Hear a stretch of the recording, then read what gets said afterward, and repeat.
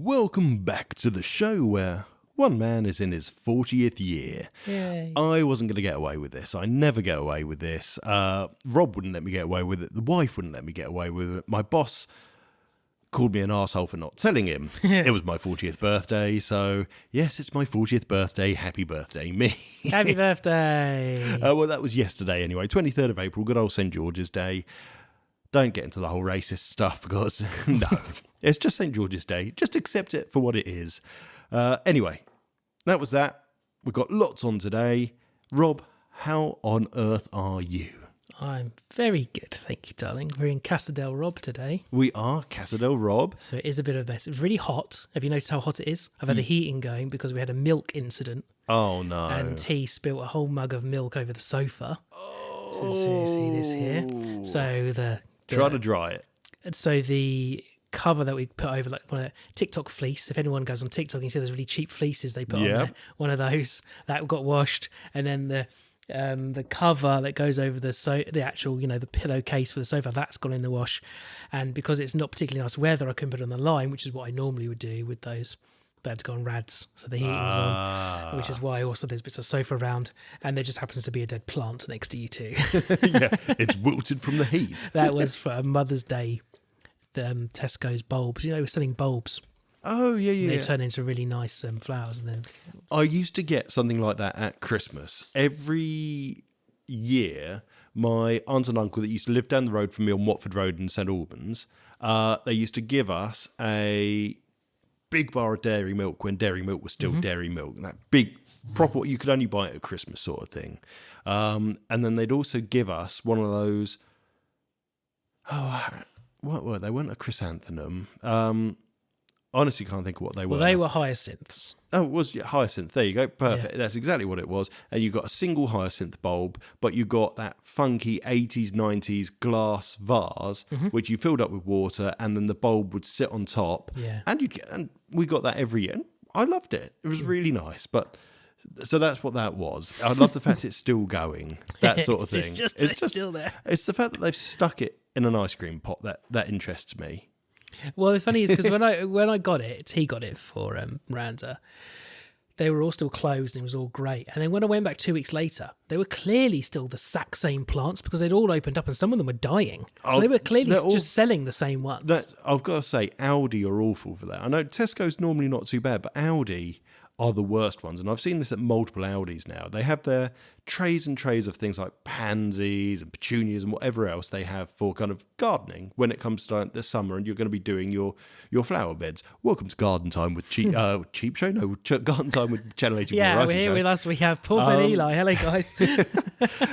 But yeah, they have that every summer and you go and they're just dead straight away. No one's gone out and watered them. They've left them out in the direct sunlight all day, every day. And it's just like those poor bloody flowers. Yeah, well, this has got, as you can see just there, a 14-day guarantee. So if I had gone and brought those dead ones, I would get my money back straight away. What's the point? Happy Mother's Day. I'll go and get my money back. Yeah. Anyway, we have got a lot to do today, so I'm very going to quickly ask you about this. Now, you said your war with the bugs is back. Now, I'm guessing this has nothing to do with Helldivers 2, finally. No. Have you bought more ladybirds?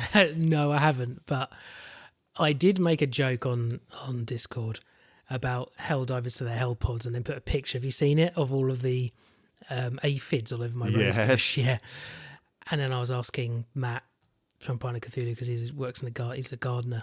Okay. And asking for his help on how the fucking hell I'm supposed to kill these bastard things because I constantly cover that garden in pesticides. I'm probably like CFC god of this. You're to blame for the bees disappearing. Yeah, they're saying the hole in the ozone layer is opening up again because of me. Yeah, above Hemel Hempstead. Yeah, and there was the joke of, I'm sure I said it on this, but maybe it was on the Three Dads. Where I brought 50 ladybirds. Do you remember? Yeah, and most of them flew away. And nearly all of them flew away, so it was completely pointless. Fly away, whatever it. Fly away, Peter. Fly away, Paul. They didn't come back though. Come back, Peter. No, come back. I didn't realise it. What is it they say? 30% of statistics are made up on the spot. I did read something. It's some really high amount, like 70% of beetles released will leave where you release them. Yeah. It's a really high percentage. So probably some did stay. And the idea was, I was trying to humanely get rid of them. I even Do you remember when I had the magpie and the pigeon kept coming to the front garden? That and was another you made your Vietnamese attempt. Congo sort of trap thing. I did, yeah. I've got those actually in a box out there because I moved that pot to the back. Because those birds, it was meant to attract the birds to then eat the bugs, if you remember. But all I was doing was just fattening up the fucking birds. So then they didn't want to eat the bugs. So I'm back to chemical warfare. Now, what I do have coming tomorrow is beer traps for the slugs and snails. Nice. Because I have been lobbing the snails and T keeps telling me off and I keep saying to him, I don't care. So, and I keep saying, because we're growing loads of veg in the back, and he sees snails and he's like, don't do it, Daddy. And I'm like, well, T, when your pumpkins, because he's obsessed with pumpkins, they're growing in the greenhouse now, they're nearly ready to put outside. Awesome. And I said to him, well, those slugs and snails, they're going to eat your pumpkins. He's like, no, they can't eat my pumpkins. I'm like, well, they're going to. We need to get rid of them. You need to make it a daddy-son activity. You need to go and buy yourself a catapult. You hold the catapult, T loads it and pulls it back, and you say, let's see how far we can get this snail. Well, he said to me today, let's launch them to the moon, he said to me. I was like, yes. Well, I've got an Estes rocket set. No, actually, that's going to get the RSPCA involved. No, we're not going to stick one to a rocket, don't worry. We're just going to stick with lobbing. He's not, I am. Email me at rob@shanley.co.uk. So I was going to make my own beer traps, but I've got dogs. Waste of beer. Well, I brought some ale in that cupboard over there. I hate ale. Dan told me ale would be better, apparently. Right. And I was just going to do it with I've got this big Alpo. Alpo? Is that the yogurt type? Alpro, yeah. Alpro yogurts. But I've got 2 dogs, so I can't have an open pot of booze buried in my garden. So I've had to buy, which is really annoying because I make stuff. I don't buy things. I had to make it. I had to buy these. They were cheap, though, at least. Basically, yogurt pots with a lid with gaps in, essentially. Right, okay. Someone's obviously 3D printed it. I don't know. If it works, it works. It's going to work. So I'll pour the beer in it, have a lid. The dogs can't get it. They can't get pissed up. Because I was also worried about the cats out the front. We get foxes too. So I was worried about, I don't know what beer is going to do to a fox. And we get a lot of foxes out the front in my garden. So you could end up with the randiest foxes in the world. Yeah, they'll be We all go around Rob's house for sex and beer. They dig up the garden and eat the bulbs. I don't know whether they're eating the bulbs on purpose, but they churn them up when they dig to get all the stuff out of the ground. Oh, they know something. Bulbs must be hallucinogenic. I don't know. I don't know. Nice. I'm not David Attenborough. Let's move on, shall we? Hey, motherfuckers. Stop. No. You don't fucking fight at my show, you asshole. Who's that right there? Let me see him. Who's fighting right now? Who's fighting? Let me see him.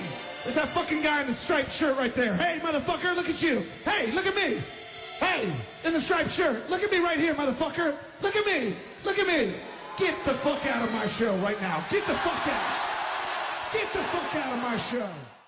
If I were to ask you, Rob, what is your favourite band, or who is your favourite band? What is your favourite band? The one that plays music. Who are they? Foo Fighters. Okay. You can ask me the same question. Oh, Be a nice what is co-host. your favourite band? Don't have one. Okay, No, next. sorry. I genuinely, it's really hard for me to put my finger on it, but I'll go for the one that kind of gave me the idea for this little part. Metallica. Yeah. Just going to stick with Metallica, but Good choice. really, what I want to Garage. I want to do. Oh God, they did have an album called Garage Days, or Garage Inc. Sorry, not Garage Days. Oh, okay. It was them covering a load of songs. They did a load of Thin Lizzy songs, Whiskey in the Jar, Tuesday's Gone. Oh, this is where that other story comes from of yours. Am then. I Evil? With the band, them covering that song. Yeah, and Diamond Head, yeah. Am I Evil? Yeah. Brilliant album. Really good album. Anyway, how did you discover Foo Fighters? Because I speak to people all the time and say, what's your favourite band and so on. And then just thought, I never actually asked how they got into them. Watching Kerrang with my old man. So you discovered Foo Fighters through just watching Kerrang with your old man? Yeah.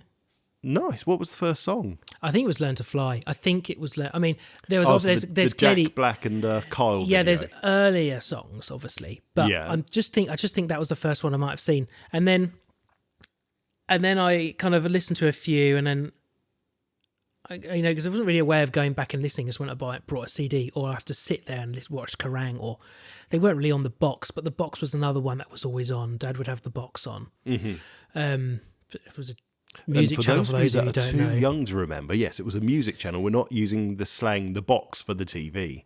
Well, apparently everyone that listens to this are the same age as us. So here's a do you remember. When it used to be the shows like The Box, and it used to have the bit at the bottom that would go across and it'd be people texting in. Do you remember? Yes, yes. And that's how you text in to get a song. If you wanted a song up. The Vault was another one. I think the Vault might have been more recent than The Box and stuff. Well, that's all become Twitter now, hasn't it, really? It's social media. You send your message on social media and it gets put on the screen. But yeah, no, you're right. Back in the day, you'd get the long message that says, feel free to text us on 63336. £6 or whatever it was. Yeah, ridiculous amount of charged at X numbers of pennies per message. Yeah. Check with the bill payer before you do this. Ha, ha, ha. Yeah. God, no, I remember those days. And if you talk about Foo Fighters now, I think my first song for the Foo Fighters was I was enamoured with Hero. Yeah, My Hero, sorry. Love My Hero. Yeah, My Hero's a really good one. It's just everything about that song is just amazing. And then there's the video. And the video to it's just, again, just genius. Now, I love Learn to Fly Again because it's Jack Black in it, which I still don't know what the relationship with Jack Black and Dave Grohl is. I think they're friends. Just mates. But Dave Grohl's the drummer for Tenacious D. Yes. On that first album of theirs. And he was Satan in Tribute. Tribute, yeah. And yeah, I just think it's very funny. Kind of Jack Black's kind of just been around for all of these years. And later in life, as I've become kind of fan of the Jack Black, I know I watched School of Rock and just all kind of his early stuff and loved it. And I loved Tenacious D. But then finding things like he was in The Neverending Story 3. Was he? Yeah, He's never the seen bully kid in it for all of like 5 minutes. Another FIFA Everlong is a fantastic. Everlong's a great song. But I think for me, it was My Hero was the first song I was really, really loved. And then I bought, I didn't buy, sorry, I got for Christmas the best air guitar album in the world. Mm-hmm. And that had Monkey Wrench. Monkey Wrench is brilliant. And it just, everything Foo Fighters is brilliant. The riffs, how hard they go, everything's just... Pretender. Oh, Pretender. Great choice of a track. Yeah. Absolutely great choice of a track. We could just start naming Foo Fighters songs and just all of them are good. They are all fucking brilliant. Haven't seen their film yet, though. Oh, I saw it. I saw it at the cinema. Is it good? It's stupid. Okay. But I enjoyed it. Okay. Stupid, but I enjoyed it. Let's just leave it at that. It's very comedy horror as well. We'll watch it together. Is it called 666? I think it was, yeah. It has it was odd. It gave me Guest House Paradiso vibes, but a horror. Yeah, a little from the bit, trailer. A little bit. They had a lot of fun with it. I can tell you that much because it comes across in it that they're having fun while it's all meant to be super serious and stupid. But that's fair enough. So Metallica. As I take a drink at the same time as Rob, and I literally had to because I wasn't going to be able to keep talking. My throat was closing up at that point. Metallica's an odd one. So I was at that age where I was still listening to 50s and 60s rock and roll with mum and dad. Mm-hmm. If the radio was on, it would be like 70s or 80s music that I was enjoying. So I was never really up with the same level of music that everyone at secondary school was. I mean, they were listening to garage and drum and bass, R&B, all of that kind of mid-90s onwards, kind of just that era of music. Yeah. I wasn't into any of it. Now, one thing I did enjoy doing, and I don't know why mum and dad used to let me, but from the age of 12, what can they do, really? But from the age of 12, I used to, in the evenings, go for a walk around the block if I was bored. Nothing else to do at home. We didn't have internet at that point. Didn't have a games console. So other than watching kind of the 4 channels on TV we had, I'd go for a walk. So I had my trusty Walkman that my nan and grandpa had got me for Christmas years before. I used to put a cassette and I'd go for a nice little walk. And randomly at home, I found this cassette, and it was a self-recorded cassette. It had red insulating tape on the spine, and it just said Metallica. Well, I'll give my middle brother listens to this sort of music, so I'll listen to it. And I put it in the Walkman, and it was the worst recorded live concert of Metallica. I would say probably over 2/3 of it was not really recognizable. You know, really high gain. Lows were really high, but the highs were non-existent. So it was that kind of really muffled, horrible stuff. But I listened to it. And talking about my story, Am I Evil was on there. Enter Sandman was on there. And, what was the other song? Oh no, I'm going to have to very quickly look it up. It was a bit of a rude song. Again, came from the Garage Inc. album. And I'm going to kick myself when I see its name. Last Caress. I'm not even going to get to the point of looking up. It was called Last Caress. And that's a song by a British punk band. And it's very rude. Right. Very rude. I don't know it. And I just couldn't stop pressing stop, rewinding, and listening to those 3 songs. And something grabbed me. So I spoke to my middle brother and he's, that's my oldest brother's cassette tape. And he'd got that from a family friend called Peter. And it blew my mind. It was the first time I'd listened to anything really like that. And yeah, my middle brother was going through, he used to listen to Metallica. And at that point, he was going through a phase of listening to things like Manic Street Preachers, Smashing Pumpkins, but he said, no, that's Metallica, and this album's worthwhile. And yeah, a couple of months passed, got to my birthday, I got a little portable CD player to listen to CDs with, because actually, no. In fact, no, it was before. I lie. I am lying to you, I'm very sorry. No. Because that birthday was when we got our first, it shows you how backwards my family. That's the first time we got a CD player. I'm just making shit up now, actually. No, I got that before. No, it was when I got my portable CD player. Right. It was only a couple of years before I got a Ghetto Blaster with a CD player on it, and that was the first CD player our household ever had.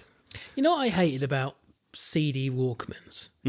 Was that you had to get the really expensive ones to get the ones that wouldn't skip. Yeah, so I was like, this had something like 20 seconds ESP on it, so it wasn't too bad. I sat it in my pocket, I could walk at a fairly good pace, and it didn't skip. But I did buy one from Maplin once, which was this semi-translucent purple monstrosity, but they labelled it as a MP3 CD player. Yeah.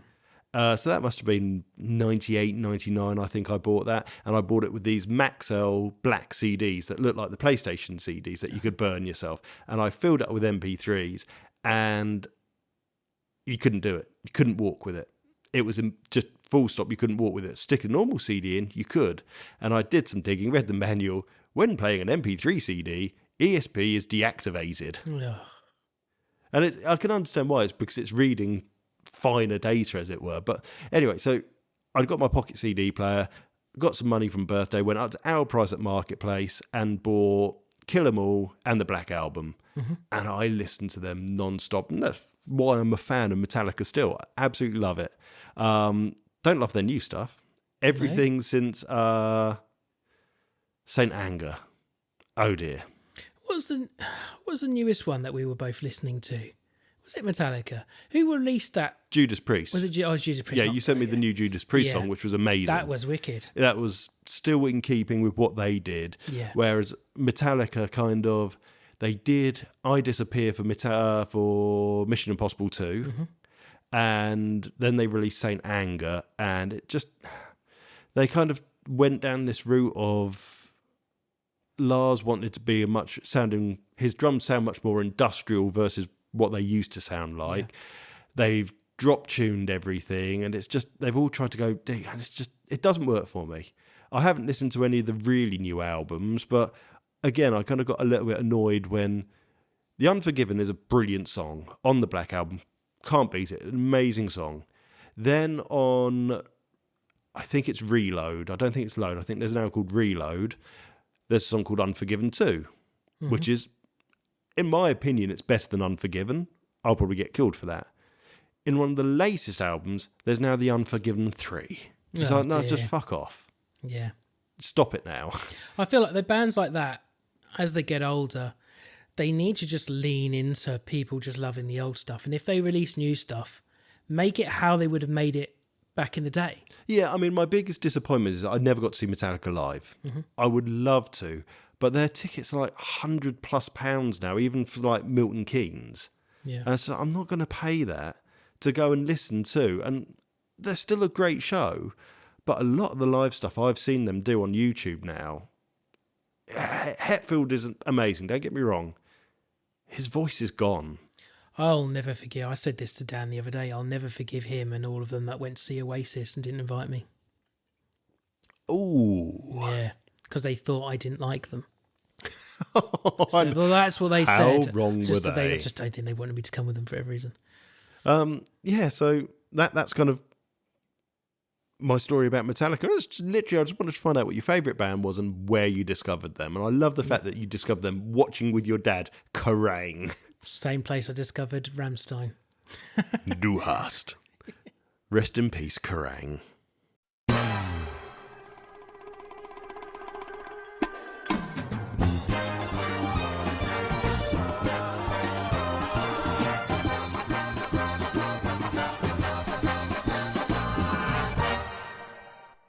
I was going to say, literally going to open this section as have you, and I think I do that in way too many of the sections now. But I don't know any way around doing this because I've done no planning. So have you seen Mad Max Fury Road? Yeah. I hadn't until the other night. I missed it at the cinema. Yeah. I missed it on streaming, and good old Cineworld, please sponsor us. It'd be really nice. Yeah. Yeah, Cineworld are doing an action month, so I've got Commando booked next month. I did Mad Max the other day. We missed Demolition Man. I'm so gutted. I can't tell you how gutted I am, but I couldn't go see I would have loved to have seen that on the big screen with you. I really hope they do it again and it's not on a Monday or whatever it was. Yeah, it was they a netball always day, seem so to I just do couldn't Mondays. go. I don't know why. Yeah, It's obviously the quietest day, but... Because obviously I've only ever seen it... I've only seen it on VHS or when it was on TV. Because I don't own it. Really? I don't have it on DVD or Blu-ray or anything. Oh, blimey, right. That's my Christmas present for you, sorted. Or birthday present. Which is funny because it's one of my favourite films of all time. But I don't know how I can watch it. Unless I go and buy a Blu-ray. Yeah, fair enough. You know, it's not like it's on any stream service that I'm aware of. But I would love to see that at the cinema so much. Yeah, yeah, and that's why I'm going to go and see Commando. I've only ever seen that on the small screen. So to see it on the big screen, I'd love to see things like RoboCop, which was at the cinema last year, apparently. Terminator 2, the original Alien trilogy. Would love to see them all on the big screen. So hopefully that will come back around. But yeah, I'd missed Mad Max. And all I've ever seen is people sing its praises. And I thought, it can't be that good. We saw it in IMAX. Oh, wow. The cinematography of the film is what makes it. Oh, the 100%. storyline is fucking Mad Max. There isn't really much of a storyline that you really have to care about. Just the look and the score of the film is just fucking brilliant. It's what an amazing film for those two things alone. Yeah, I just remember seeing it, just being like, "This is amazing." That sandstorm. Oh my god! I just was in awe. Yeah, of so it. Cineworld's obviously knew that would be needed. Now, whether or not they're doing all the action films on that screen, I don't know. It was super screen. They did it on right? screen 3, which is the super screen. Yeah, So it's not as big as the IMAX screen, but actually it might be the IMAX screen. They have an IMAX screen 3. in there. They have an IMAX screen. It might be the IMAX screen, you know, because in fact, I'm pretty sure it is then. So it is actually, I think it's the IMAX screen they did it in. Yeah. Because that's where we saw it, and I'm sure it's an huge. IMAX screen. Yeah. And so gorgeous. Everything about it. I mean, you're right. The story is just Mad Max, and it's not brilliant, the story. No. It's not bad. Be happy it's not bad. But yeah, the story isn't absolutely fantastic, is it? But the cinematography, like you said, just everything about the occasional weird sped up moments or the time-lapse moments, or like you say, the sandstorm going through what turns out to be the green space that isn't the green place anymore. the vehicles, the weirdness of the guitar player on bungee I strings. see that dude with the double guitar, and he's like chained up. He's like, oh, so cool. Everything So about it was cool. really cool. And I gotta say, I am getting so much more respect for kind of Tom Hardy as an actor. I like Tom Hardy. I can't not. Having seen him kind of do the whole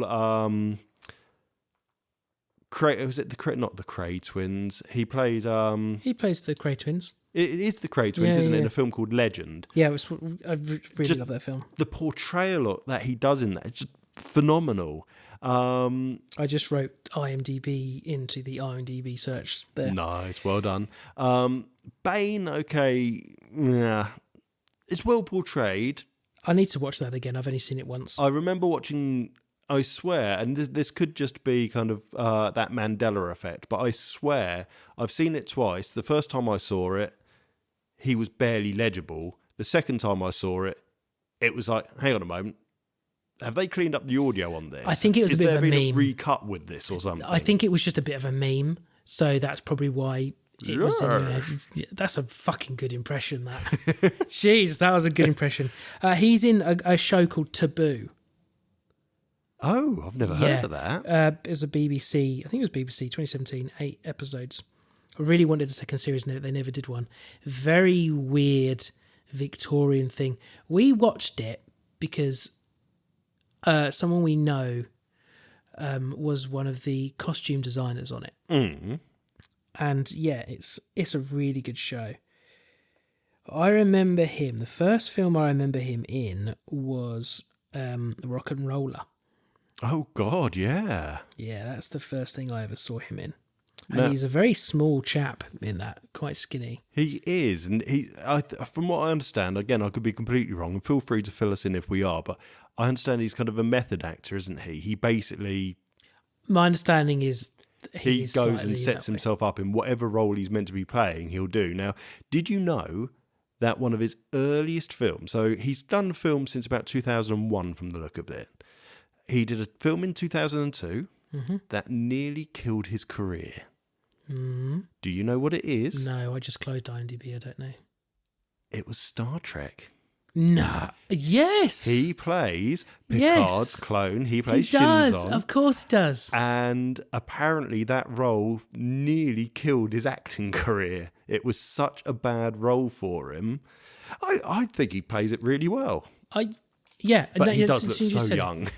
Well, yeah, he would have been. I mean, I don't think he's much older than me, and I would have been 16. So 2002, I was 18. He was born 1977, which... Oh, he's a lot older than me. He is a lot older, actually. Yeah, 1977. So he would have been 25. He's 8 years older than me then. He's 8 years older than me. That's incredible.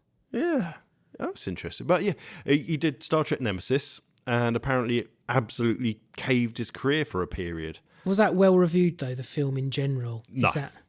Because... Just looking at IMDb, it's a 6.4 out of 10. Yeah. Just less than Barbie. If I'm honest, I prefer it to Insurrection. Yeah. Insurrection is just, again, John Luke being a horny fucker. The thing is, I saw a thing the other day, and it was about villains, and it was saying that really the thing that makes a superhero film is actually the villain. If you don't have a good villain, then the superhero film is shit. And that's what they were saying. Some of the Iron Man films were never good because they never had a good villain in the Iron Man films to go with how cool Tony Stark is. Whereas like Black Panther had a fucking brilliant baddie, which helped the film be really good. Yeah, I don't know. Okay, Batman, No, with Dark Iron Knight. Man, no, I agree. I'm just saying with the Iron Man stuff, I think Iron Man 1's fucking brilliant. All the others are pony. They are absolutely trash. Yeah, there's going to be outliers, but you know, if you think about the Batman films, you know, the Christopher Nolan ones, Yeah. they had good baddies. They all had really good baddies. Yeah, it makes, you know, the film's good anyway, but having good baddies really does help. Yeah, no, you're film's right. really good. If you've got a good bad... People love a bad guy. And if you don't have a decent bad guy that captivates you, then you're fucked, aren't you? I mean, look at Legend. Yeah. The Cray twins were horrible people. Let's not fuck about here. They did horrible, horrible things based on gangland London. Yeah. Yes, it's the life they were brought into and that they decided to live. They loved their mother. But actually, if you look at what they did, it was fucking horrendous. But they portray them so well, you can't help but like the bad guy. Yeah. And from what I understand, that's what it was very much in life. As long as you didn't cross them, and from the people that's kind of met them or had met them, said they're actually the really nicest men you could meet. It's just, unfortunately, if you were on the other side of them, you were fucked. They were career criminals, weren't they? They basically like mafia, really, having fronted stuff. You know, they had that bar, that club that famous people went to, like Barbara Windsor stuff. We're going to these places where these guys were because it was the cool place to go, run by the gangsters, you know. Yeah, exactly. So no, you're right. You've got to have a good bad guy, but Tom Hardy in Nemesis was not it. No. But to be, as I say, if you look at the next generation films, honestly, the only one that's good out of all of them is First Contact. Yeah. Generations is long and boring, which is basically the same thing that happened with the first Star Trek film for the original series. Nemesis, I think, gets a bad rep when it doesn't deserve it. And then, as I say, Insurrection is just purely Picard getting his cock sucked while reversing age somehow, you know? It's a really crap story.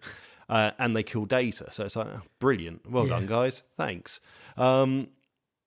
Anyway, right, finish about Tom Hardy. So yeah, Mad Max, I thought was absolutely wonderful. The bloke that plays Nux, the war boy who changes allegiance.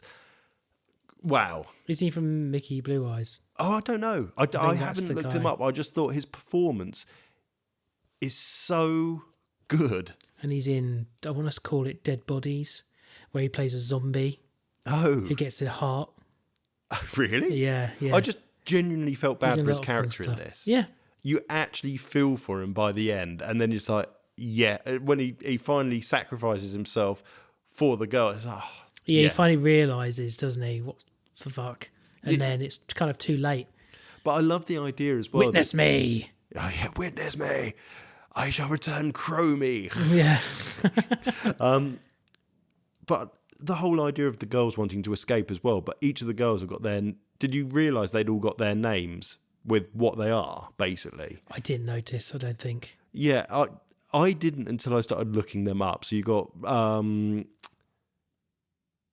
Jason Statham's, I think it's wife, Rosie Huntington Thive, or whatever her name is the blonde... Oh, that's horrendous, that scene, where she falls off pregnant and then gets run over and then they cut the... Oh, my God. Yeah. That upset me, actually. I won't lie. That did... but yeah, there's Toast to the Knowing. Then you've got The Splendid, Capable, The Dag, and Cheeto the Fragile. So they've all got a name based on moniker thing, who they are. Right. Which is funny, really. Because, yeah, you got Cheeto the Fragile's the one that could handle all the guns. So you just snatched them off people and started reloading. Anyway, that's neither here nor there. So no, I loved it. Really, really loved it. Really glad I saw it.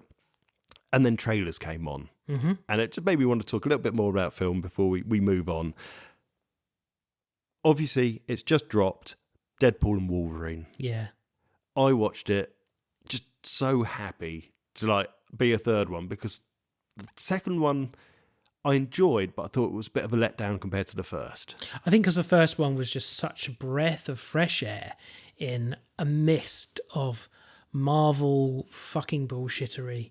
It's just so good to just have something stupid and fun. And just at the moment, Ryan Reynolds can't really do anything wrong at the moment. That's very true. Free Guy, if you've watched it. Yep, seen Free Guy. Fucking brilliant. Yeah. And you're right, Ryan Gosling. Ryan Reynolds just can't seem to do anything wrong right now. But I'll go back to my point about Iron Man. That first film was brilliant because there was no kind of weight behind it. There was no... expectations that it was going to go further and go into this massive fucking Marvel universe like it did. It was just a standalone film that was fun, action-filled, and well acted. Well, they took a risk with Robert Downey Jr. because he hadn't really been doing anything because of all of his drug problems. Was that? Yeah, because that was before he did Sherlock, wasn't it? Yeah. Basically, this was his kind of comeback. Reboot. Yeah. Thank God they did. But yeah, so I kind of put Deadpool in kind of the Iron Man, and like you say, there's no shit behind it. It was just a standalone film, and it was really good. Then you got Deadpool 2, and I kind of felt they'd gone a little too much with it. It was still enjoyable. I love the bit where they're just jumping out the jet and everyone's dying. It's just a brilliant scene in that entire film. And it actually has Brad Pitt. Brad Pitt as the Invisible Actually dude. has it, yeah. But something just didn't sit right with me with it. Still enjoy it, but this, just Deadpool and Wolverine, yeah. I mean, you've seen the trailer. What do you think? It's all about Hugh Jackman for me. I'm in love with that man. Oh God, who isn't? You know, when those kaijus are finished fighting, Hugh's going to come around the corner. He's going to rescue and just us. He can mop up what's left over. You know, it's I mean, let's make you feel old for a moment. When did the first X-Men film come out? Oh, we've already done this anyway. 2000. Yeah, that's insane. 24 years ago, we were introduced to Hugh Manley Jackman and his knife hands. What do you think of Logan? I'm yet to see it all the way through. Oh, I've seen it twice. Normal and in black and white, because they have a black and white I've only version. seen the black and white and I wasn't enjoying it. I'm going to go back and watch it, but I think the thing that I really liked about the X-Men films were they were just stupid sort of fun action, a bit like action, like Iron Man and everything else.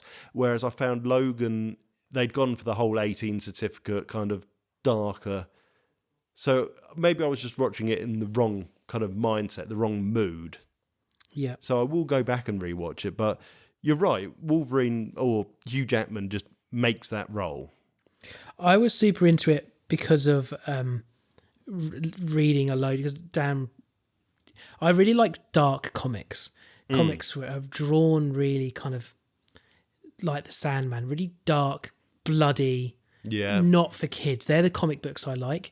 And Old Man Logan was one that Dan, and Logan Goes to Hell. And there were ones that, Wolverine Goes to Hell, I think it's called, that Dan got me to kind of get me into those. And it's very much, Logan is very much Old Man Logan comic. I think it might even be based on that. Oh, possibly. But it's got a guy in it who I really like. His name's Boyd Holbrook. He's the baddie in Logan. He's got a robot arm. But he plays a character, I cannot remember. Yeah, he plays a character called the Corinthian in The Sandman. Have you watched The Sandman? No. So I haven't actually read the comics, but I've listened to the books on Audible. It's the same guy. I can't believe I can't remember his name. The bloody guy who made the Sandman, because he also did that Heaven and Hell show with David Tennant and oh God, Bad Omens. Bad Omens, yeah. What's his name? We're gonna have to pause this so we can find his name and then restart it again. No, that requires editing. I cannot believe I can't remember. Is it Bad Omens? No, it's not Bad Omens. Good Omens. Good Omens. Good Omens. That makes more sense. Good Omens, yeah. Good Omens. Let's have a quick look here. So it was the writer of this, was it? Yeah. Scroll all the way to the right. Because Good Omens is by Terry Pratchett and Neil Gaiman. Terry Pratchett and Neil Gaiman, yeah. Neil Gaiman does the voiceover for all of his Sandman stuff, and he also does the voiceover for the Sandman show. He's got an amazing voice. You hear it, you'd know it. Oh, okay, yeah. I know the name. Sandman. Yeah, you should watch the Sandman. That's basically what I'm getting at. But yeah, he plays a guy called the Corinthian in that, and the Corinthian. I had to explain him. So the Sandman is like the Lord of Dreams. Yeah. They've got like 7 or 8 lords or whatever, and he's the Lord of the dream world, and the Corinthian is one of his nightmares that he created. And the Corinthian doesn't have eyes, he has mouths for eyes. Oh. So he's always wearing glasses. If he takes his glasses off, there's 2 mouths. So that sounds really like, very much like Pan's Labyrinth. Yes. Yeah, Mr. Pan's I've got Labyrinth hands in vibes. my eyes in my hand sort of shit. I mean, that's very much as we love, not CGI and very much practical effects. Sandman's not so much. They are, they're not they're not. They haven't made mouths for his eyes. You could tell they're computerized. But yeah, it's. Let's face You it, should they're not watch going to The be as bad Sandman. as the third eye on Doctor Strange in the Multiverse of Madness. No. That is so shockingly done. Watch The Sandman, everybody, and get Okay. back to me. All of you, that's your homework for before. But as normal, we wandered time. off topic there. Deadpool and Wolverine, what do you think the story's going to be? I haven't actually looked at what the story's going to be. I've only watched the trailer, and all I can think is it's multiverse. Yes. There's a dead giant Ant-Man, which suggests they're going to go to somewhere where Ant-Man has died. What a surprise. Yep. I don't think the Wolverine's the Wolverine from what we've seen. Hence, It's not. They've basically hence confirmed he that. exists, because obviously in Logan, does he die or... Dies at the end of the spoilers. Yeah, dies at the end of Logan. So it's obviously not that Logan. We get the whole point where Deadpool says, you didn't save your world. You didn't save your world, yeah. So we've got that. And then we've apparently got Xavier's sister, did Dan say? Dan said that was Professor Xavier's sister. So I'm just trying to look in our chat where I said what I think was going to happen. When did it come out? You linked it. Monday or Tuesday.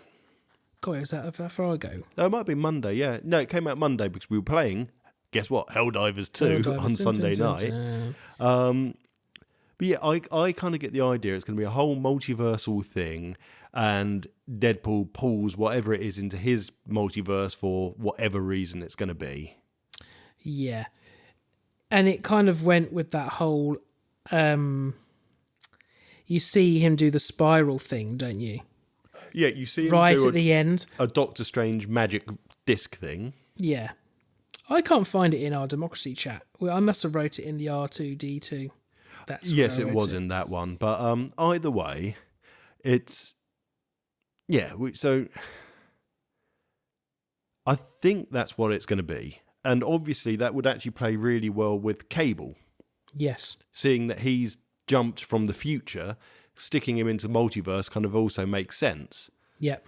So yeah, I'm really excited about it. Are you? I'm super excited about seeing it because it's got fucking Hugh Jackman in it. I mean, how can you not? Out of curiosity, is TJ Miller in it this time? Didn't he fall out with them? Well, that's the point. So he wrote or helped write the first one.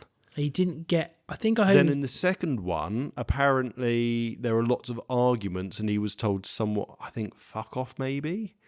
Or there was a big falling out, which is why he's only in part of Deadpool 2 and wasn't involved fully in the writing. No, he's not in Deadpool 3 at all. So Dan said, because I don't know that character, he said that she is his sister, Xavier's sister, and her power is that she can give people mutant powers.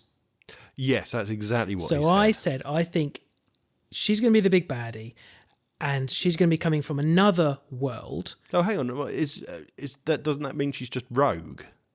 Does rogue absorb? No, oh, no, she gives. just... Sorry, right, she yeah, get you. Yeah.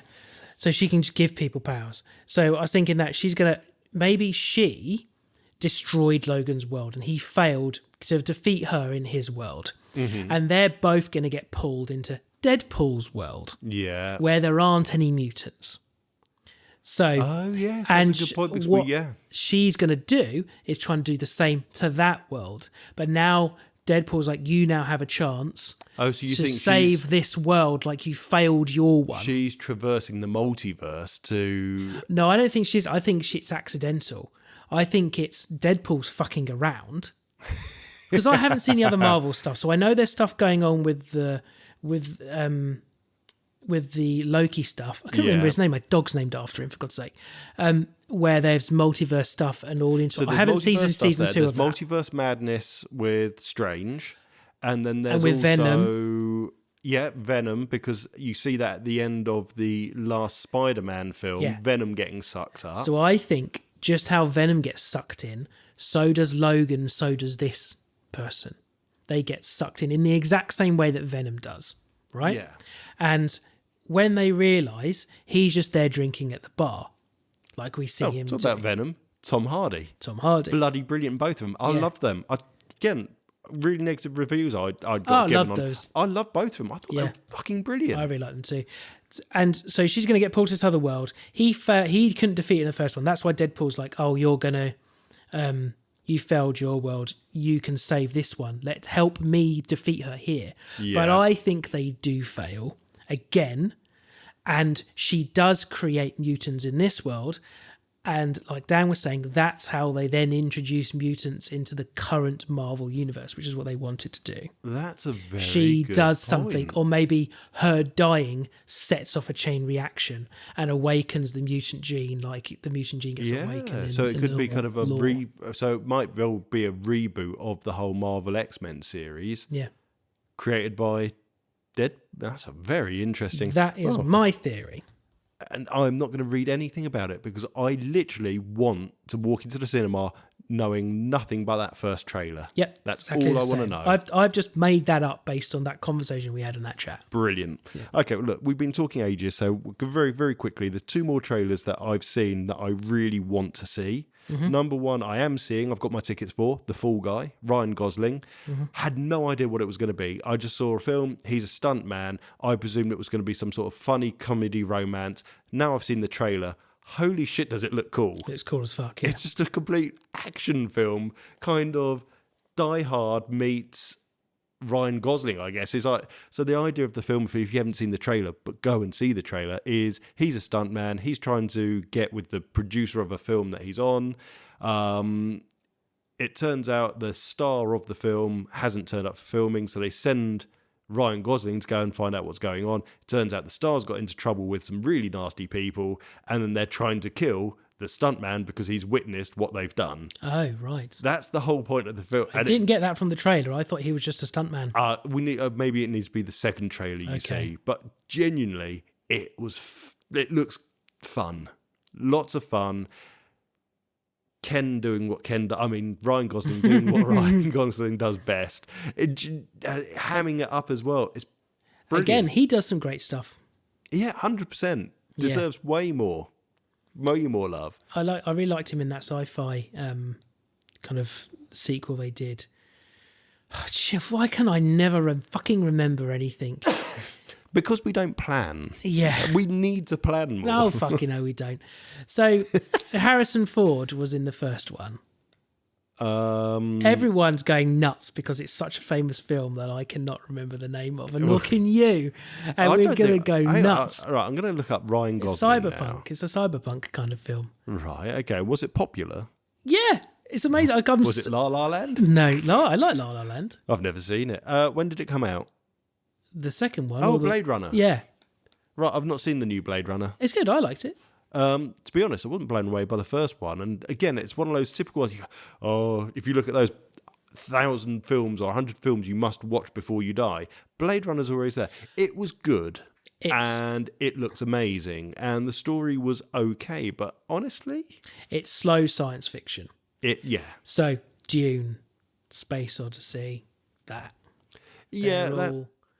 I class them as like slow sci-fi. You talk about 2001 Space Odyssey, by the way. Have you ever seen the sequel to that? No.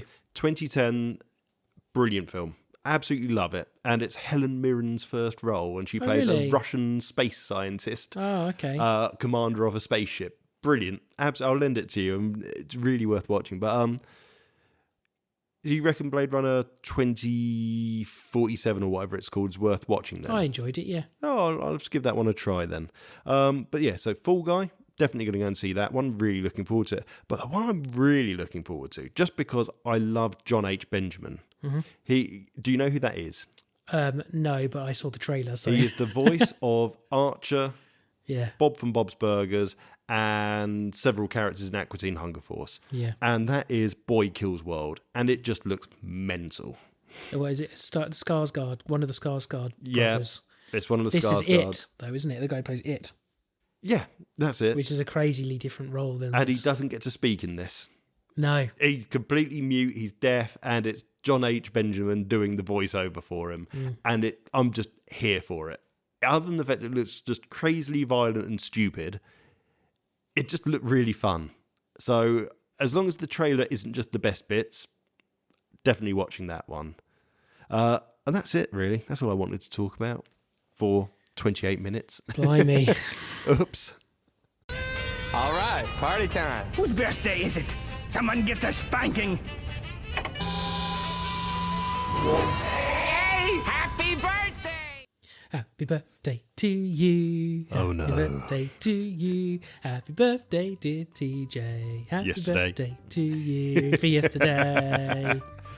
I think being 40 is already hitting home. The last 2 days, I've just felt exhausted. Is that what being 40 is? Yeah, maybe. I think certainly being 40 and being a dad. Oh, don't. Absolutely. As I said to you, though, the other day, I am now the only helldiver in our group that's still in the 30s. You are the only young person in as our Dan team. said, the youngest with the highest cholesterol. Here's the first gift for you. Ooh, I get a brown envelope.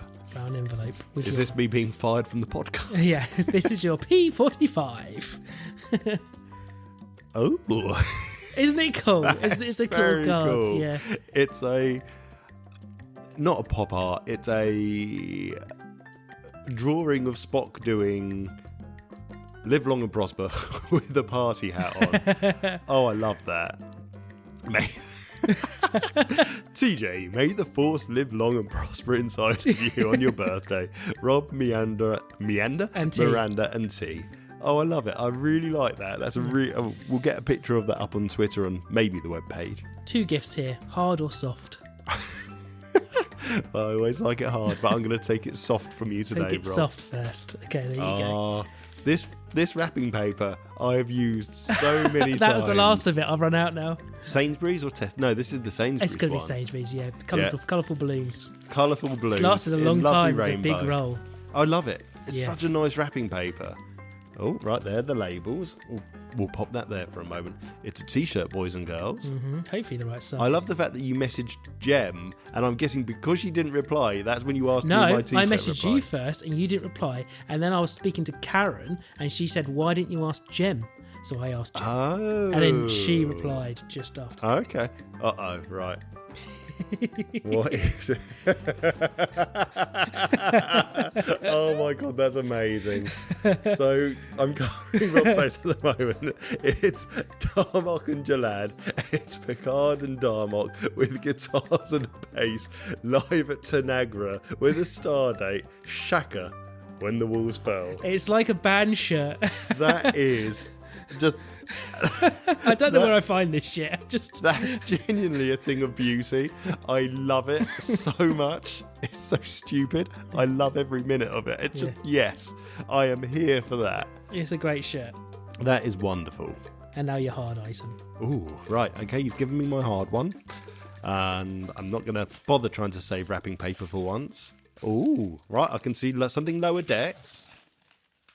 Oh, hello. Hopefully you haven't already got this. No, I don't.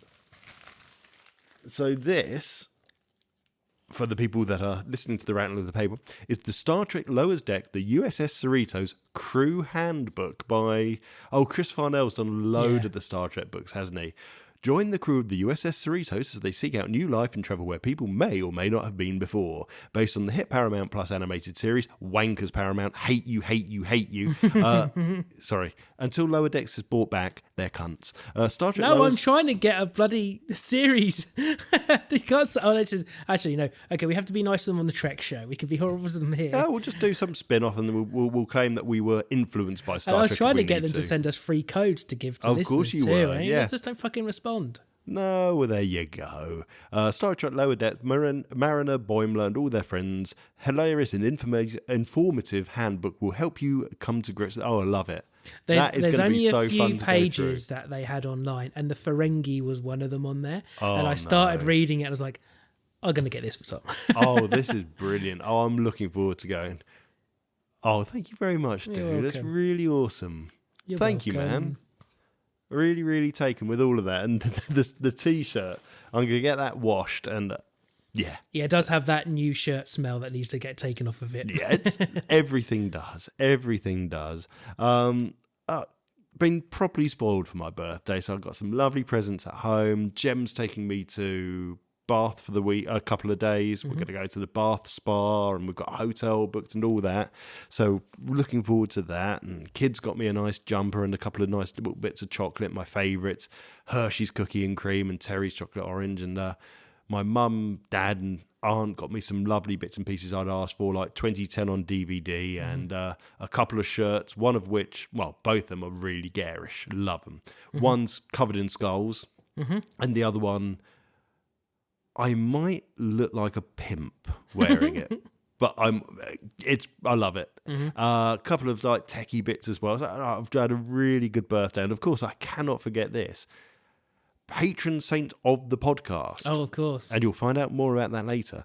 Karen also sent me a birthday present And from Adam her did. and Adam. Yeah. And they sent me it from a company called Rude Cookies. And the first one was 1 year closer to death and a skull. And it's a shortcake cookie with icing decoration on the front. We'll get There's pictures a up skull of with this a on party social hat media. on. Yeah. And then the other one is my favourite one. It's a pigeon, a very fat pigeon with "You're the shit" written on it. Yeah. Just absolutely legendary. I honestly don't know if I want to eat these or keep them. Have you seen the icon on the back? Yeah, Giving you the flipping icon you the for Rude bird. Cookies is a cookie walking along, giving you the bird. Yeah. I will eat these. I know I will, but they're just so beautifully done. They're really nicely iced. So thank you very much, Karen, and thank you for the card as well, which I should have brought with me, which had a whole list of "Do you remembers" based on the year that I was born. Oh, did it? Yeah. Oh, wow. So like Thatcher kind of giving back China. Just lovely little bits like that. So genuinely. Did she write those? Did her and Adam Yeah, write those? they must have researched and wrote them that's themselves. fantastic. So genuinely taken with that. So that's now making me have to up my game for your birthday. So I'm going to have to really think about what I'm going to get. I didn't write "Do you remember" and give you amazing cookies. No, but you gave me amazing presents I and do got like me a the Spock t-shirt. card. Yeah, So I do like the t-shirt. oh, I love it, mate. I love every little bit of that. So thank you very much. You're welcome. You're welcome. You're welcome. It just takes me straight to Moana whenever Yeah, I that's hear why I say it now. that way. I say it that way on purpose now. Yeah. And it's whenever I hear the bloke from Flight of the Conchords, all I can hear is "Shiny."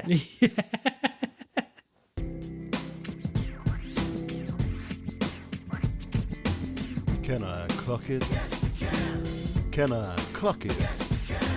Can I clock it? Can I clock it? Can I clock it? Can I clock it? Can I? Well, I'm game.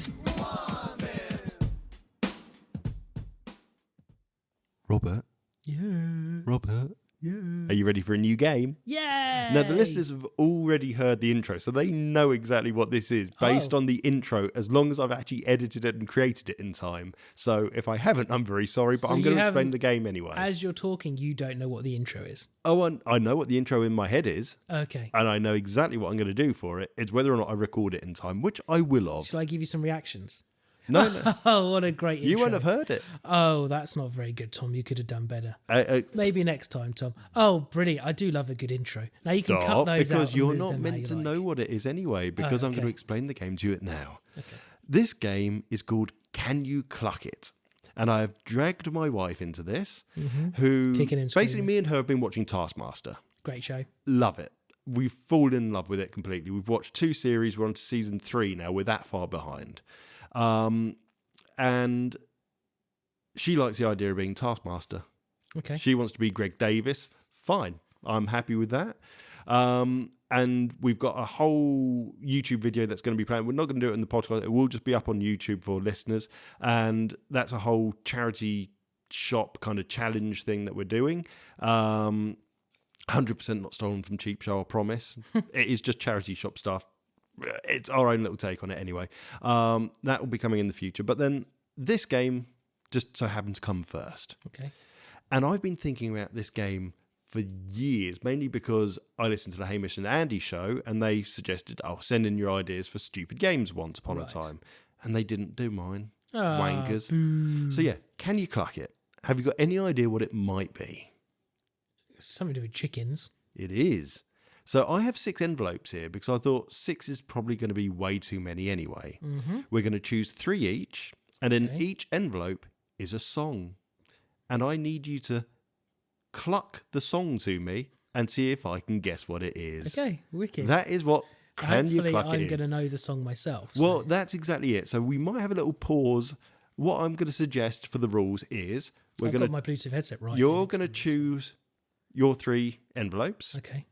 Then we'll have a little pause. We'll both look at the songs and decide whether or not we know them for each other, for ourselves, that is. And then we'll come back and we'll see who gets the best score. So look, I don't know what any of these songs are. Jem has been very fastidious about this and turned around and said, I'm absolutely not letting you cheat at all. Okay. So these were printed out literally as I left the door. She printed them. She has printed them, yes. Oh, okay. Yeah, I know that one. Okay, good. I know that one. So yeah, my first one I can do. I did say to her it might be an idea to look at film songs because... Okay, yeah, I know that one. Oh, I know that one as well. I do a clucking chicken noise all the time, so my clucking chicken noises. I know that one. Oh, and I know brilliant. that one too. I know all of them, right. Yeah, right, we don't need to do it then. Right, this is so stupid, and this is the point of it. And if, listeners, if you enjoy it, we will do it again. Okay, right, so I'm mixing them up so I don't choose which one I'm picking. So say 1, 2 or 3. 1. 1, okay. So that's the one I'm going to cluck. So I'm going to cluck this one. Now, I know the song, but I can't remember the exact beginning, so I'm just going to go into... Okay, and feel free to judge us and say who clucks better.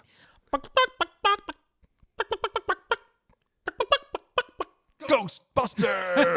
That's it, DJ. Okay, I feels like I may have the harder ones. I don't know. Well, you don't know the other 2 I've got. That's very true. Careful, because I can almost see through the paper. Oh, okay. That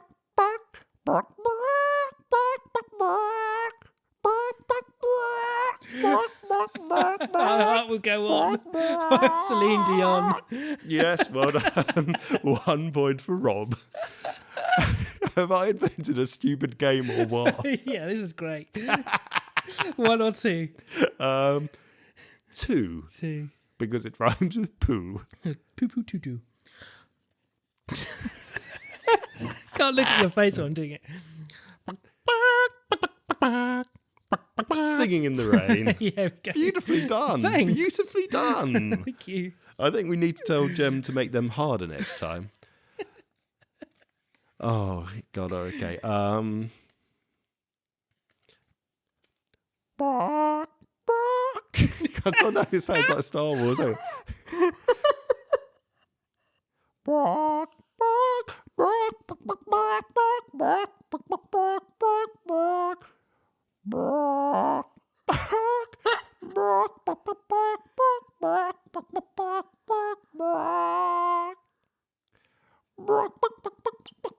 Oh God, I can't even think of how the song goes now. I don't know. Oh God, It sounds like, because you said Star Wars, I can only think of Star Wars in my head. it's really hard not to want to sing the lyrics while you're clucking, and obviously that's not going to work. I wonder, actually, let me have a quick look. If I look up the lyrics, maybe that will help. If I look at the lyrics while I You go. just cluck the lyrics. Because I'm not getting it so far. Yeah, it's fair enough. It was a shit rendition. Bark, bark, bark, bark, bark, bark, bark, bark, bark, bark, bark, bark. Once in a lullaby. Yeah, over the rainbow. I needed the lyrics. Yeah. I completely went wrong with that. So Right, to be got fair, you deserve that point. Well done. Got there in the end. This is such a stupid fucking game. Would you like to pick 1? I would like 3. Okay, let's go back. Go on then. Number 1.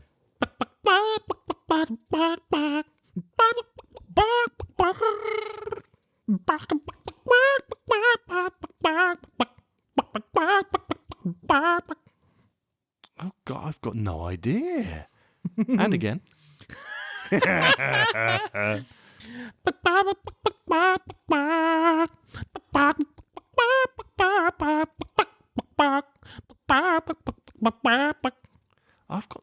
Oh no, I'm not going to get the point. And I'm reckon- going to get the lyrics up as well. Oh, okay, fair enough. Because I'm only singing a little bit of it. So. Oh, fair enough. I think you'll get my next one, and actually that means you will win. So any extra option to make this a draw, I'll be happy with. Okay.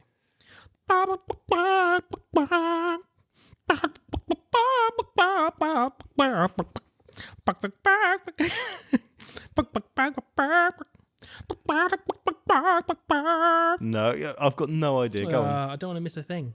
Oh. It was just there. Yeah, exactly. Oh, sorry, it's because you're not doing the wing movement. That's why you're not getting it. Sorry, I wasn't doing it Right, right. okay. Final one then. So this is to win. This is to win.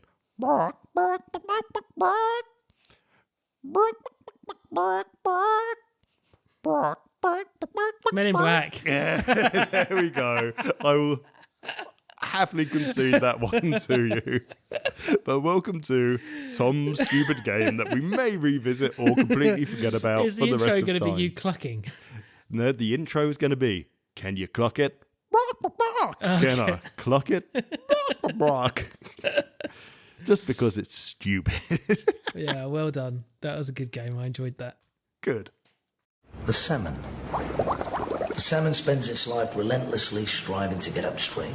With ceaseless endeavour, it fights the currents of massive rivers, drags itself over rocks in shallow water, forces its way up huge waterfalls, never stops, never rests, just battles and battles its way upstream. Finally, heroically, reaches its goal, and it's absolutely knackered.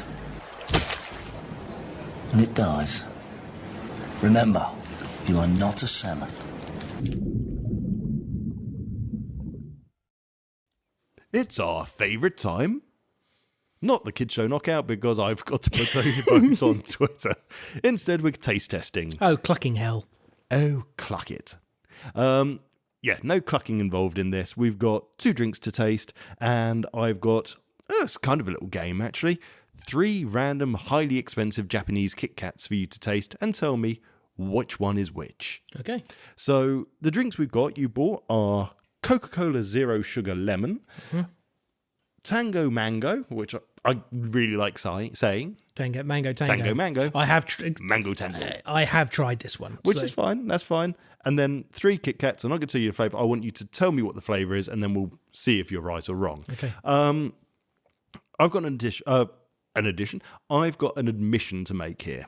I've been on a diet for 6 weeks nearly now. Weigh in tomorrow. Don't think I'm going to lose weight this week, annoyingly, but I have lost over a stone in nearly done. 6 weeks, which I'm really chuffed about. And it's down to the fact that I'm not eating 2 fucking Mars bars a day and a couple of bottles of Coke a day. It's absolutely my own fault. But having not drunk Coke for so long now, I'm slowly starting to enjoy Diet Coke and Coke Zero. Yeah. It's almost like my taste buds are like, oh, this is acceptable now. I'm drinking a Coke Zero right here. Yeah. I don't get the aftertaste as much anymore. So I do wonder if it's just purely because the amount of sugar I was eating was interacting with whatever it is. I mean, I still get that very much fake sugary sweetener taste on certain drinks, which I think I might get with the Tango Mango, but we'll see. But the zero sugar stuff, I'm not minding. But I'm not the cunt that likes Pepsi Cherry, so it's fine. Yeah. Sorry, Pepsi Max. Pepsi Max Cherry is quite specific. And your little video, thing of beauty, if you haven't seen it, head over to good old Trek. X and look up Untitled Trek Show. No, it's at _ Untitled Trek. Untitled Trek, and look up the video of Pepsi Max being blown up. Yeah. So, what do you want to go for first? Oh, let's do the Kit Kats first, because I'm thinking if we have Cool. something that's going to change our taste liquid wise, it might make it a little bit hard. Right. Oh, suit you. Suit you, sir. Right, I'm going to pop these down here so you can't see. Just keep them out of the way, the dogs. Oh, that's a very good idea. Oh wow, okay. I thought I'd picked up the wrong one. So, oops. It's still one for you to guess. It's fine. Oh, okay. Just It's not the one you wanted not to one that you're probably going to guess easily. Okay. Well, you never know. I could be wrong. Right, I'm going to snap off a whole finger for you, Rob. I know. Give me a chocolate finger. It's terrible. There you go. Oh, it's a funny colour. There's your finger of a Kit Kat. So it's 2 different colours. It's got a normal Kit Kat top, but the bottom bit is It's like a bit caramel. like that. Karamak one that we had. That was really nice. Was it Turkish we had? Yeah. Smells I've nice. just shoved it in my hole. You got all of that in your mouth in one go. I could get a whole 4 one in my mouth. Thank God, you'd make a good wife.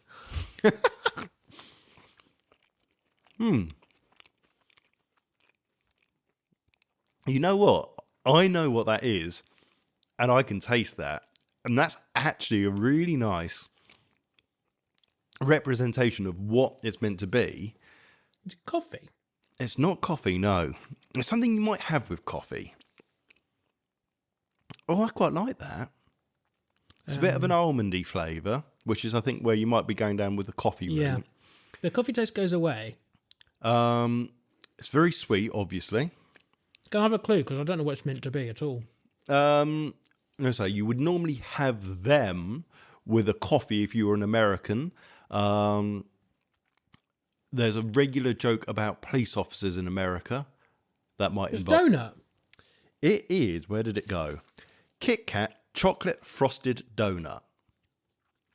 Now you say the word donut. It tastes now like... I taste donut. It tastes like a cheap chocolate ring donut. It does taste like that. It's really... That is crazy. I couldn't place it at first. Now you're saying it. It genuinely really does taste like It a chocolate. does. That is insane. Gee, I quite like that one. Well, aren't these kind of KitKats are quite a big thing in Japan, and they've got like every single flavour going, don't they? Yeah, I think these are American ones. So even Okay. America's in on the game of like random KitKat Drink flavours. some drink to change get the flavour gone. Oh yeah, good idea. Now this one might be this one's dark. So there you go. We'll break that. Okay, so I'm going to have mint in some way because it's green on the top. Yeah, dark that chocolate might be a giveaway. Going to be mint chocolate chip aero. Before even he did it again, I can't believe he can do it. Just shoved it all in, mate. Oh, that's nice. It tastes like an after eight. Is that what it's meant to be? Oh, no, sorry. It is just mint dark chocolate. And that's all it is. Yeah. And that's really nice. The dark chocolate takes away from the sweetness of the mint, and the mint leaves a nice after flavour, which isn't overpowering and it's not toothpastey. It tastes like an after eight mint, but the mint is lowered. Yeah, it's not as pungent as an after eight, and you've got the wafer, which you don't normally have. That's a good chocolate. I would buy that. I would, if that was in That's the a good UK, I would chocolate. absolutely buy that. That's delicious. It's not orange Yorkie. No, you're Let's right. get that, but it has a good chocolate bar. That would be a nice little snack in the lunchbox. I don't know if I'm rating these because I don't. This is part of a But game. saying that, don't forget. So yeah, America's got that now, but don't forget, back in like the 90s and early 2000s, we had Kit Kat, we had orange Kit Kat, and we did have mint Kit Kat. Yeah, So we did have those, and they just disappeared. it's leaving that minty flavour in my mouth. Right, final one. Oh no, the tip came I'm off. happy with these. I'm trying not to look at the name of the packet. Oh no, this one's a bit fucked. Right, so Oh, well, that's a funky looking one. this is a very funky looking one. Okay, just by This looking is the at one it, that I'm a little bit worried about. it's going to be either ice cream or birthday cake. Just by looking at it, Oh wow, straight away, even that little bit I've had, I know what that is. And yes, I already know what it is, but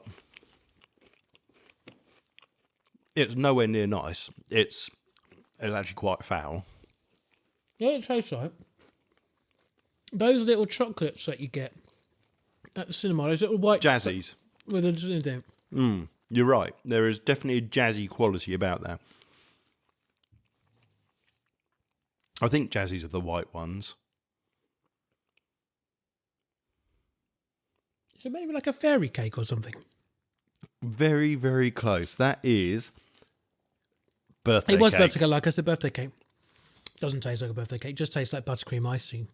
Yeah, it's That's buttercream. what There's a I'm little tasting. bit. I would say there's a little bit of a spongy flavour, but I would say it's actually overpowered by the white chocolate and the sprinkles in it. That's my least favourite. If I'm tiering them, the mint one is my favourite one. Top tier, yep. Then the Mid tier, mid tier is the donut, and then that one. But if I'm going to go on the one that tastes the most interesting, it's the donut one. yeah, because I'm most impressed by the donut one, but preferred the taste of the mint. yeah, the mint one. It's nothing complex. It's mint dark chocolate with wafer. It's nice. It's always going to work if you like mint. The donut one has a complex. It sounds so rubbish going into this depth about a fucking Kit Kat, but it's got a complexity to the flavour. So you've got the texture, you've got the flavour of not just chocolate, but the whole donut thing. And it just slowly seeps in as well. You take that first bite and it's like, oh, there's definitely chocolate, but what else is there? And you can't help but then thinking, what does this remind me of? And eventually you do hit on it. You do go, actually, you know what? This is a donut. Yeah, so as soon as you said donut, I was like, it's like something clicked in my brain. It's like, yeah, you're eating a donut. Exactly. It's that much like it. Right. I really enjoyed those. As I said, birthday cake one, not so much. Yeah, it's left a funny taste in my mouth, the birthday cake one. I'm not happy with that. Okay, well, for £2.99, you need to be happy. They were £2.99 each. Fuck me, were they? Yeah, it's disgusting. Where'd you get them from? The new Mr. Sims, which are always been a rip-off. I mean, don't get me wrong. I know they're a nice shop, but fuck me, they're a rip-off. All the American sweet shops are. Anywhere that sells American sweets, except for the likes of Tesco and Sainsbury's, who are fairly reasonable, are a piss take on their pricing. And there's no need for them to be, but they are. And it's because they can get away with it. And honestly, if I didn't just want to do them as that little kind of taste test, I wouldn't go and buy them. I wouldn't go and buy those again. But if I see them suddenly for cheap, or someone wants to send them to us from America or Japan because they've been there on holiday, brilliant. I mean, my colleague is out at South Africa at the moment, and he's going to be bringing us back something called Nestle Mint Crisps, if he can get hold of them. Oh, I like the sound of that. They are amazing. If you look at a picture of them, they're basically chocolate on the outside, and they've got this green mint crystal inside. We used to grow mint in the front garden, and it's such a strong smell, mint. You don't have to go down to it to smell it. I can't remember. We had to get rid of it because we redid all the front, and it was one of the ones that went, and I never replanted. But that was so nice because it got so big to walk into our front, and you just get this woof of mint. Beautiful. Nice. Okay, which drink do we do first? Lemon or mango? Get the mango one out of the way because I know it. Okie dokie. We're not going to bother raising the KitKats, I don't think. Nah, because they're not that's part of something the that game. we're ever going to be able to get over here. Part of the game. Doesn't count. There's no point because you're not going to be able to get them here. You don't need much of this. Unless you want to pay large sums of money, you're probably not going to buy them yourself. Now, I'm going to before you have any, this smells like mango. It tastes like mango, but there is an aftertaste to it. Is this cold? No. You're not going to get a good experience. This Thanks. cold is nice. Right, okay. Warm. It's one of those instances You've got to drink a mango tango quickly. Interesting. If you let it sit like I've let this Coke sit, you're not going to have a good time with this mango tango. You're not going to have a good time. I want that to be on the table right now. If you would like this a lot better if it was cold. Okay. Right. First of all, it looks like the piss of someone who's highly dehydrated. Yeah, it's fluorescent. With a slight bit of cloudiness, which is kidney shutdown. So, fair enough. The smell, absolutely mango. Overpoweringly. Oh my God, I can't speak. Overpowering. Borderline chemical. Yeah. It's right on the cusp of being mango or chemical mango. This smells just like the Mango Monster Ultra, which I quite like. It smells like umbongo. Umbongo. Yeah, they drink that in the Congo. Do they? Never knew that. We've both gone for our swig at the same time, and that KitKat's not done it justice. You know what? I don't mind that. I've only had a small amount, but that's right, aftertaste. Yeah. Oh, wow, that comes in, doesn't it? Now that aftertaste is not so bad when it's cold. So, yeah, which is fair enough. Flavors are different when something's cold versus warm. So, you see that initial flavor, yeah, definitely mango, straight out, boom. So this has just come out, and they had it in Sainsbury's, and there was little testers for everyone, and we liked the tester, and it was like discounted, and you got money off. So for 8 cans, I paid £3. Yeah. So for 8 cans was only a little bit more than those KitKats were each. Jeez. And rub it in, why don't you? Yeah. I like the cans cold. The wife likes cans not cold. She leaves them in the cupboard, and then I just always have 2 in there, and I'll replenish the fridge. Well, she didn't have any warm. We always shared one from the fridge. So there was only one time I think I had a whole can to myself, and it sat. And that's when I realised they're not nice when they've sat. No, I was going to say, I'm starting to get a bit of... the best way is... You know, for fake vomit flavoured sweets, they do Parmesan, apparently. So if you go into it knowing that actually that's Parmesan, it doesn't taste like vomit, obviously, because it's Parmesan cheese. But often they use Parmesan cheese or fake Parmesan cheese flavour to be the vomit ones. And if you think it's vomit, it tastes like vomit. Yeah. I'm kind of getting that sort of vomity aftertaste with it. That's what I mean. There's something not right there. They were so close with this. It's for being a really good drink, but they just something's not gone right with it. Well, I can tell you what's not right with it. The word sugar-free under mango. It's apple and mango. Where does Read it the say back of the that? can.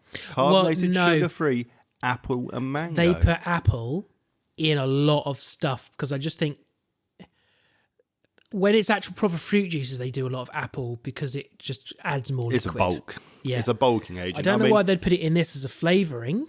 I mean, what was the J2O was apple and mango, wasn't it? The yellow one. Yeah, that's lovely though.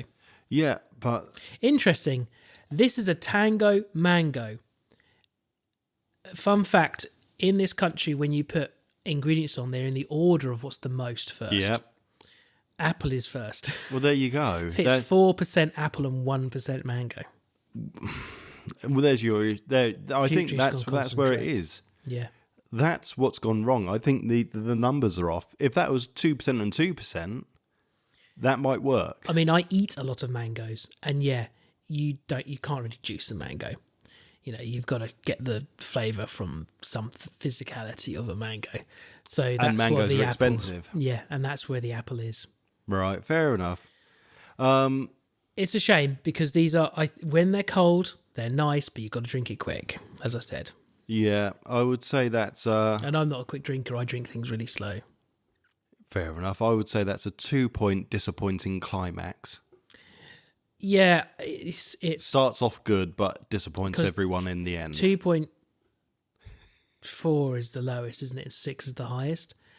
It just creeps into 3 because I've had it cold. Fair enough. So it's a 3-point disappointment. I mean, I'm not going to waste it. As it's sugar-free and I'm on the diet, I'll take that home with me and I'll drink it in the way home, so we're not wasting it. Well, should I put it in the fridge now? Yeah, go on then. Why not? Dun, dun, dun, dun, dun. Rob's now walking to the fridge. Yeah, He's standing up. He's picked up the can. He's walking towards... This is highly interesting shit for the podcast. Wow. He's now at the fridge. The door's open. He's got 15 lure packs in there. It's Shows- like this is... Must be nice. I've got the crystal. Let me out the room. What was that guy's name? Oh, Richard O'Brien. Yeah, Richard, let me out. Right. Stop the clock. Stop. Yeah. Let me out. Right, okay. Lemon Coca-Cola. I'm looking forward to this one. So not lemon Coca-Cola like Cheap Show did. We're doing things differently to them. This is lemon Coca-Cola zero sugar. Because we can't get It literally just so happened that you bought this for me last week, and then last week's episode, they tasted lemon Coca-Cola. It completely disconnected Yeah, from I that haven't... one. Because I'm so behind on all of them. So, you know, if I'd listened to that, I wouldn't have brought it. I would have brought it for myself just to try. I wouldn't have brought it on the show. No, it's quite a faint colour, isn't it? That's not... I'm pouring it. It looked faint, but obviously... No, you know, we've got the orange here. Possibly. I think... Oh, you can smell it. Oh, wow, yeah. Straight away, a citrusy smell. Now, you can't really fuck lemon up. Oh, I'm going to taste a Coke Zero that's next to me, a normal one, and then this. I'm going to have a good idea my of what mouth the out with some difference is. Monster. Right. I'm going to let Rob go first. So he's had his Coke Zero. And now he's very, very, very gentle tasting there. That tastes like I've been at the pub. Yeah. And I'm having a Coke, I'm gonna and have there's a mine now. lemon in it. Oh, nice. Okay. Oh, wow. As you kind of bring it to your face and you're drinking it, straight away you're hit with that lemon smell, like you are when there's a big chunk of lemon in your drink. That has taken me back to being a kid at the Three Hammers when we weren't allowed in the bar. Yes, he had to sit outside. And we'd all play in the big bushes before they cut them all down. Bastards. Yeah.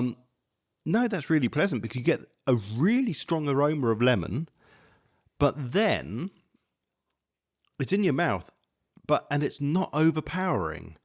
There's still the Coke flavour, which, as I say, I'm starting to enjoy Coke Zero more, weirdly.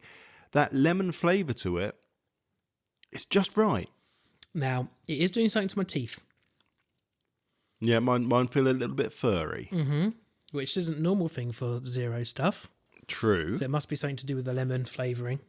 It could be, yeah. It could just be the natural flavouring of it, I guess. But I'm impressed. That's a really nice drink. that is a really nice drink, and I bet ice cold. I bet that's really nice. It's some ice. My worry about it is, and I don't know if you.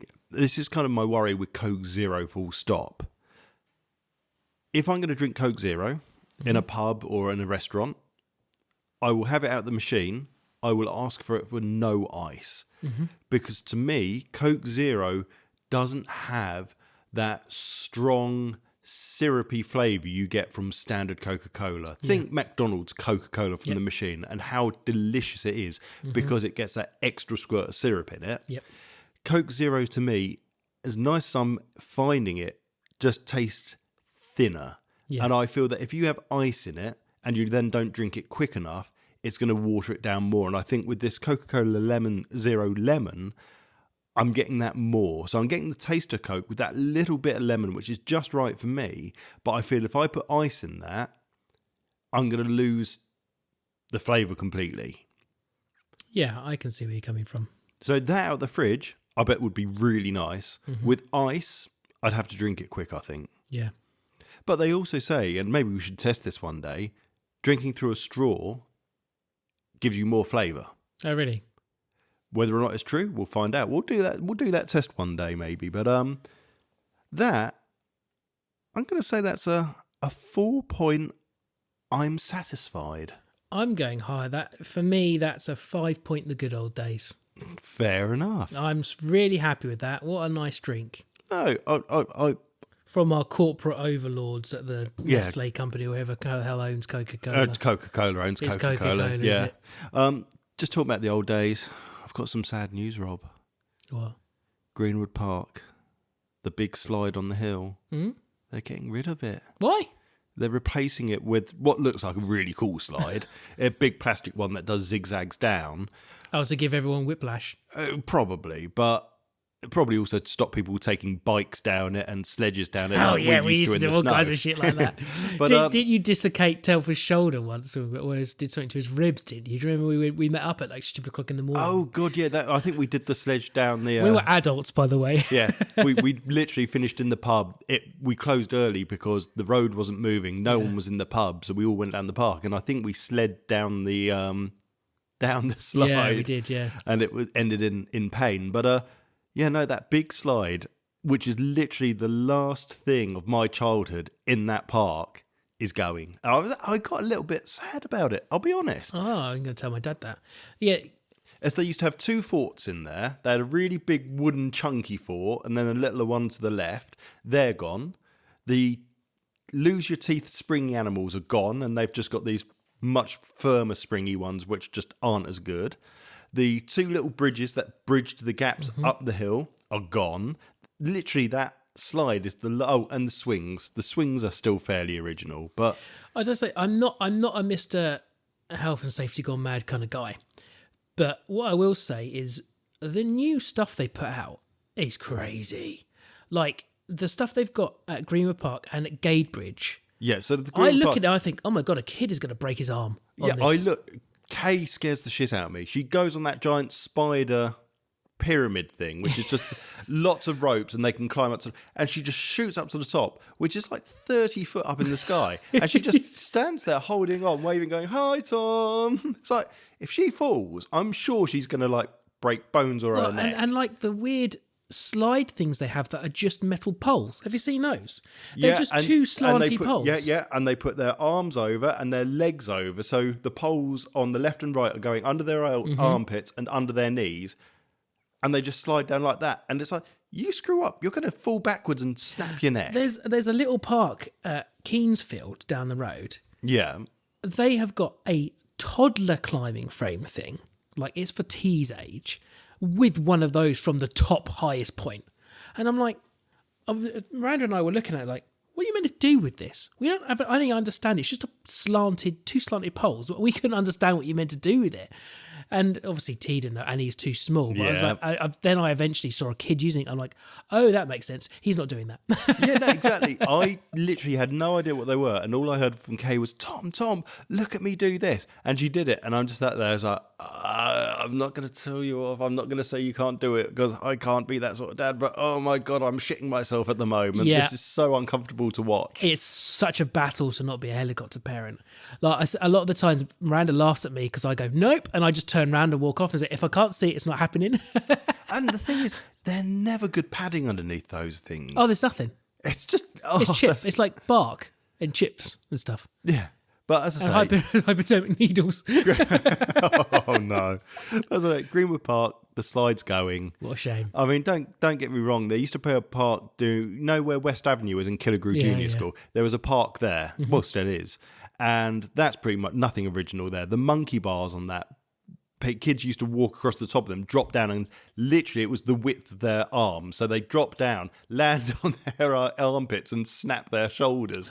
So there was all that sort of thing. But they've still got the tooth chipper horse, and everyone will know of a certain age what that is. Yeah. You can Google it. But they used to have a slide that was like at least 15 foot up. No safety railings or anything. You climbed up the steps. And again, no railings. So climbed up, sat at the top. If you fell off that, you'd be dead. Yeah, there's some scary stuff. And we used to use that all the time. There was a park across the dual carriageway from my parents' road. Do you remember?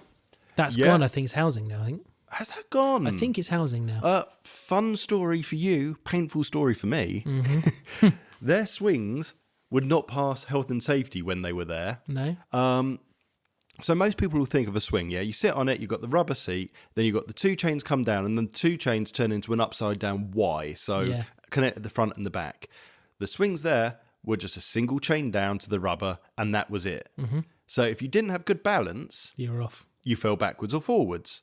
Really, really fun fact, it was also just solid not even concrete, it was no. playground. You know, it looked like pebbles, but just one big mass, yeah? Yeah. That was what was below it. No padding, nothing like that, just solid concrete. And I remember me and Mum had gone to Burston's, had a walk round because it was a nice sunny day, summer, and I fell off backwards while swinging. Hit your head? And from the back of my neck down to my arse, my back was just one giant graze that bled through the shirt. I remember just being in agony, and Mum sitting me in the bath and rinsing it off in hot water and just crying my eyes out dude. because my entire back was just this one big graze. Oh, dude. God, I miss those days, and that we can't put our kids through that. I rate that a 2-point painful.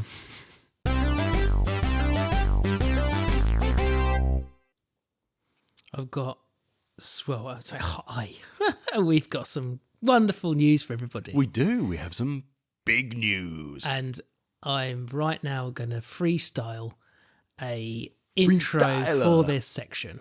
And it's going to go, Karen. Blooming typical. The moment I want to start recording, and there's a man outside with one of those leaf Sorry, blower Karen, we're not hoovers. editing this. No, Like, is that the most pointless job on the planet, or what? it's pretty pointless. Blowing leaves around. Honest to goodness. He needs a wheelie chair so he can blow himself around. That Good went a different morrow, way. Studio Channel 84 listeners. You may or may not recognise my voice as the fair Admiral Chesters, but as you know, I have been adopted and promoted by Tom and Rob, so I'm here to introduce myself. You are hereby now ordered to call me Super Patron Saint, Conductor of Mischief and Serenity, Lord of Studio Channel 84, Karen Chesters, first of her name. Thanks, Tom and Rob, for having me. This may be your biggest mistake yet. Love you. Love you too, Karen. Yes, now, just to love you. make What does that mean? just to make this really short, because this has been a fucking long episode anyway. Karen has been a supporter since day one, and she is just beyond lovely. She smashes home the social medias for us. She's always there giving us kind of feedback and supporting us. And honestly, I know we've got a lot of listeners that do that, but Karen has just gone the extra mile. There's a consistency and perfection to Karen's performances every week. Yeah, absolutely. So in this case, we basically said to her, be part of Studio Channel 84. So she'll be doing articles on the webpage. She's going to occasionally, hopefully, join the podcast to do a little bit with us if we ever need to or she wants to. But yeah, there's no money involved, so don't get jealous. We're poor. We can't afford it. We can't even give her a real email address. But if you do want to email her, it's PatronSaint at channel84.co.uk, which goes to her personal email, and then one of us will reply for her, so you don't know what her real email is. She can then tell us, and she'll dictate to us. So really, we're working for Karen now. Oh, shit. Yeah, I didn't think about that one. She'll dictate, and we write it down. But yeah, she's going to be part of the team. Yeah. We're going to run ideas past her. She's going to give us ideas. She's been brilliant. Would never change her at all, ever. So welcome aboard, Karen. Yeah, I do enjoy that whenever I do, particularly an Untitled Trek kind of episode announcement post. Hers are always more well-written, serious, kind of like, this is how you're meant to do it, Rob. Yeah. Yeah, not my ones where I'm actually promoting other people's podcasts in our own one. Yeah, absolutely. We promote our own podcast. Karen comes along and then corrects it and does it properly for us. Yeah, we love her for it. Very from my perspective of it, it's kind of if you talk to us about the show, obviously talking to us, and if you're now talking to Karen about the show, you're talking to us too.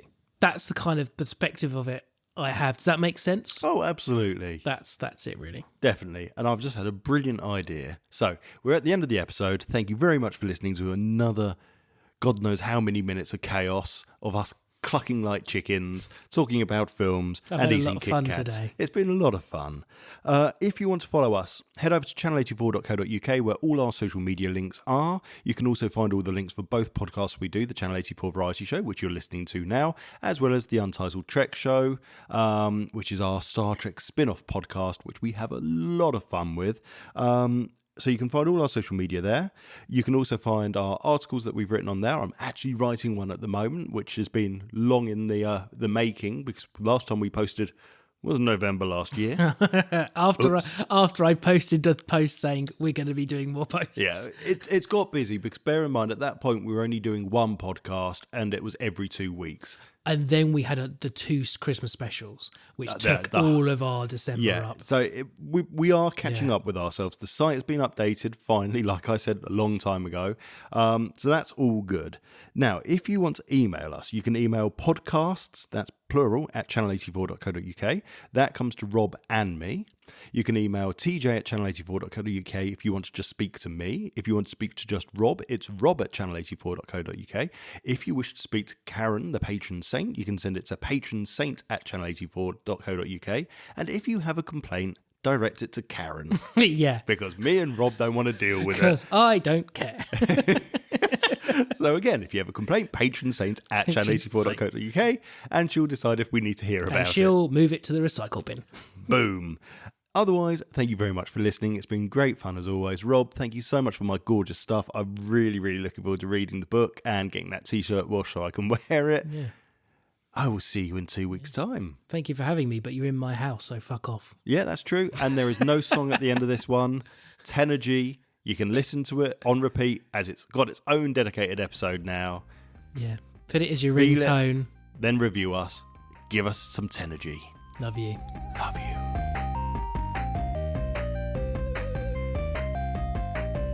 Thank you for listening to the Channel 84 Variety Show. This station is now shutting down and will be back in 2 weeks.